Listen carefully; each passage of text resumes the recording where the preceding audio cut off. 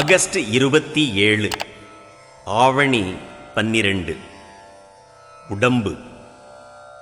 உடம்பாகிய என்னுள்ளே உயிராகிய இறைவா, உன்னை நீ விளக்கி அருள்வாயாக. உயிரை விளக்குதற்கென்றே உடல் இருக்கிறது. உயிர் இல்லாவிட்டால் உடல் பிணமாய்விடும். பின்பு உடம்பினை பண்படுத்தும் அளவு அதனுள் உயிரானது ஓங்கி மிளிரும். உடம்பினை பெற்ற பயனாவது எல்லாம் உடம்பினுள் உத்தமனை காண். அவ்வை